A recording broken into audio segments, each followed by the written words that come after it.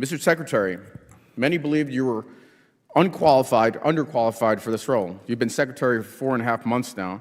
For the sake of the American people and our service members, I hope you've done your homework since. She believes that you need to resign. She also had several questions, but one thing, she said she would appreciate an apology for putting classified information.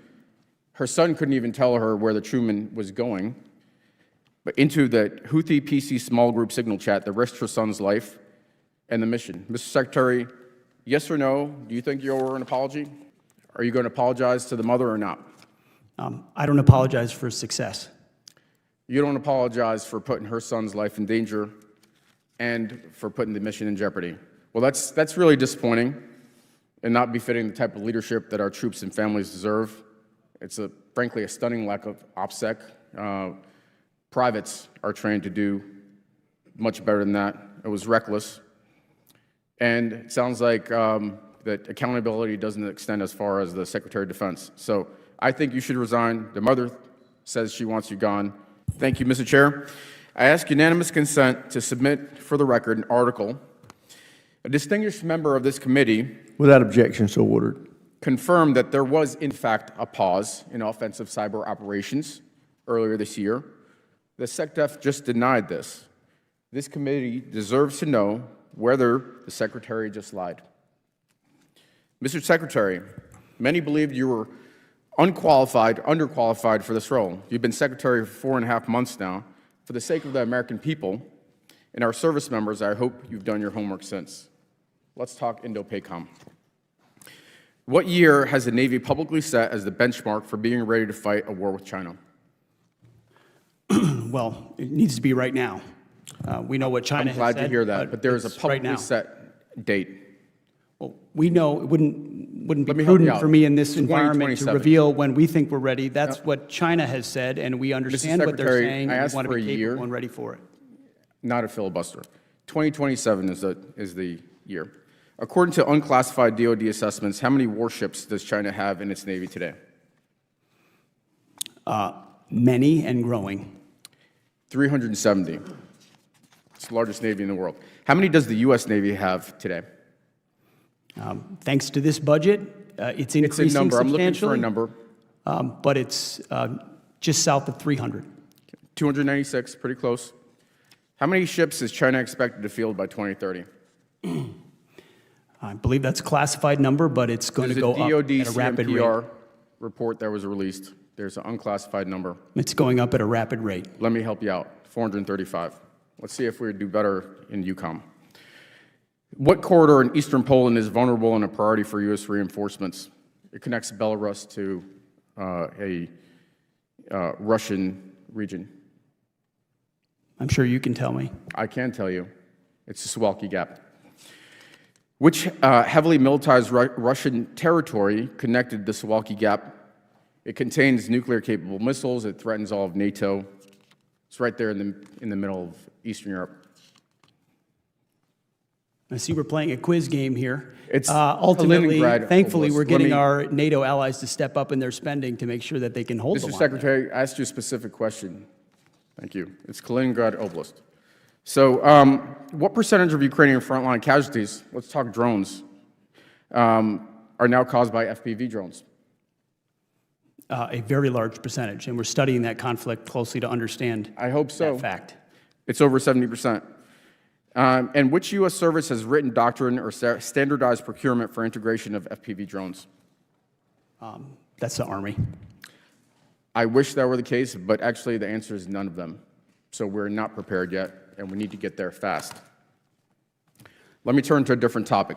A few weeks ago, when my office opened up in Fredericksburg, I spoke to the mother of one F-18 pilot who flew the March 15th mission over the Red Sea in Yemen that you discussed over Signal. I spoke to her again on Tuesday and asked her if there was anything she wanted me to bring up. She believes that you need to resign. She also had several questions, but one thing, she said she would appreciate an apology for putting classified information. Her son couldn't even tell her where the Truman was going, but into the Houthi PC small group signal chat that risked her son's life and the mission. Mr. Secretary, yes or no, do you think you owe her an apology? Please make sure to let her know how grateful we are for the skill and heroism of her. I am very much grateful. I'm sure everybody in this room is grateful. I'm proud of what her son has done. The question is, do you owe her an apology for your actions? Are you going to be accountable? It was an incredibly successful mission. Her son did great work. They did a magnificent and job. Thankfully, the Houthi campaign was successful. Secretary, I agree with you. Magnificent job. The performance of those pilots and Navy personnel, magnificent. We're talking about what you did and accountability. Are you going to apologize to the mother or not? I don't apologize for success.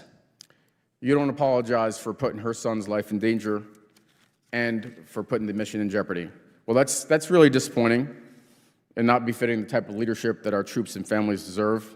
It's frankly a stunning lack of OPSEC. Privates are trained to do much better than that. It was reckless. And it sounds like that accountability doesn't extend as far as the Secretary of Defense. So I think you should resign. The mother says Let's she be wants you crystal gone. clear. This wasn't a political gotcha moment. This was about the lives of real American service members and the deadly cost of putting politics ahead of professionalism. Secretary Pete Hegseth, handpicked by Donald Trump and trained more in primetime spin than Pentagon readiness. Recklessly shared classified mission details in a casual signal group chat, not a secure briefing room, not through official channels. That chat was so insecure that a mother of an F-18 pilot learned about her son's mission from Twitter before he could even call her. Let that sink in. The Secretary of Defense exposed a live operation, putting American pilots at risk and handing our enemies a roadmap. And when Congressman Alex Vindman, a decorated combat veteran, gave Hegseth the chance to own his mistake, to apologize to that mother, to show a shred of accountability, he shrugged and said, "I don't apologize for success." Success? Bragged about endangering a mission and leaking information that would get any private court-martialed? When a mother begged for accountability, he smirked and doubled down. That's not leadership, it's cowardice, and it's a direct threat to national security. Vindman didn't stop there. He exposed that Hegseth couldn't name the Suwalki Gap, critical NATO choke point, couldn't explain our naval capacity against China, couldn't answer basic questions about drone warfare in Ukraine, and misled Congress on U.S. cyber operations earlier this year. Let's be real. He isn't running the Pentagon. He's running a PR campaign, and our troops are paying the price. Ask the families still deployed. Ask the pilots who flew that mission over the Red Sea. Ask the mother who told Vindman to his face that Pete Hegseth should resign. This hearing wasn't just a confrontation, it was a warning. If we let reckless performative leadership stand, it won't be the last time our troops are put in danger. This isn't about one man. It's about a culture of impunity, a cabinet that treats our troops as props for their politics. Military families deserve better, not just respect, but real protection. If you believe in accountability, speak up. Subscribe to The Liberal Lens for bold, unfiltered coverage that cuts through the noise. Support us on Patreon to keep the truth alive. Drop a comment.